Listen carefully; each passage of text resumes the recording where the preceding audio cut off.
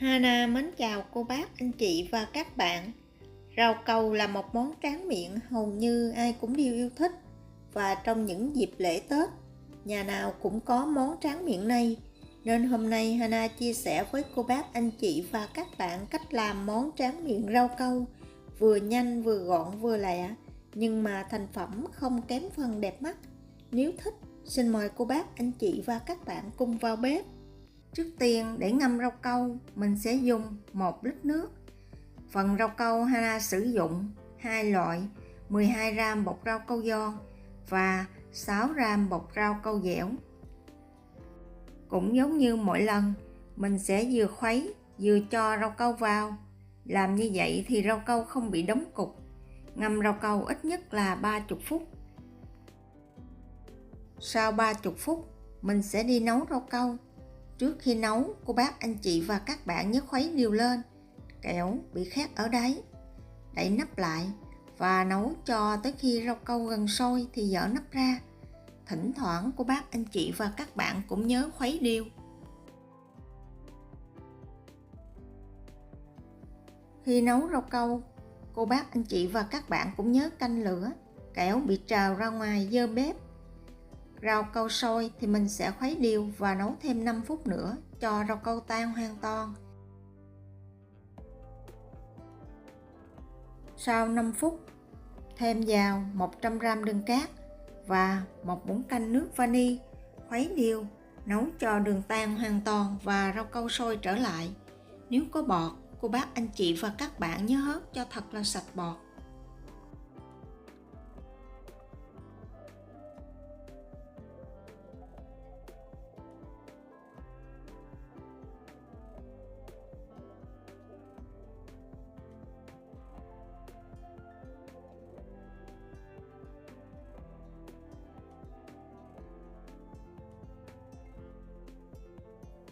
Trong khi nấu rau câu thì mình chuẩn bị phần màu.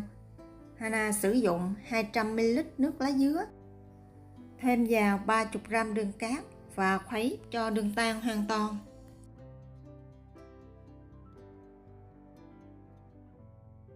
Màu cà phê thì Hana sử dụng 150 ml nước nóng và 8 g bột cà phê hòa tan, 30 g đường cát.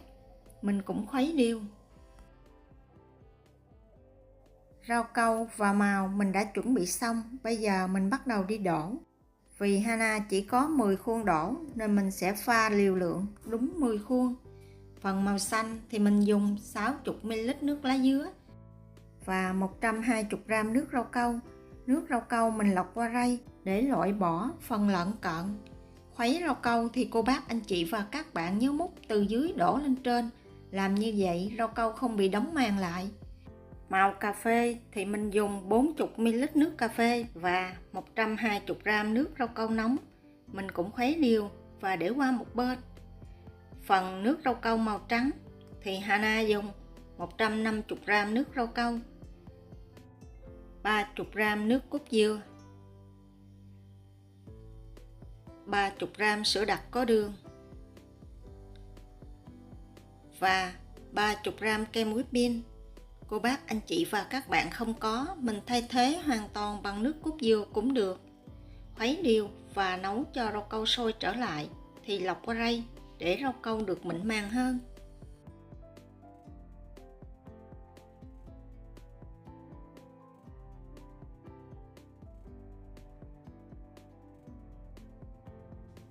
Phần rau câu còn lại thì cô bác, anh chị và các bạn mình nhớ giữ ấm trên bếp bằng cách đặt rau câu lên một cái chảo, ở dưới có chứa nước nóng và mình giữ ở lửa nhỏ nhất, giúp rau câu không bị đông lại.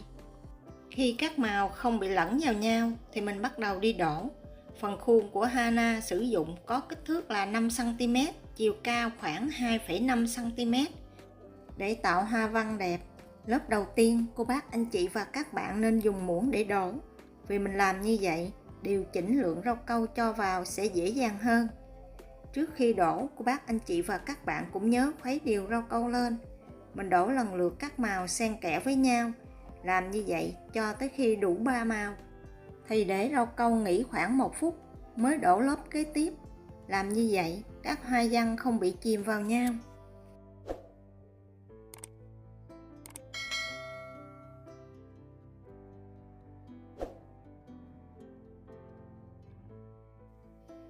Sau 1 phút, các lớp mặt hơi se lại một chút.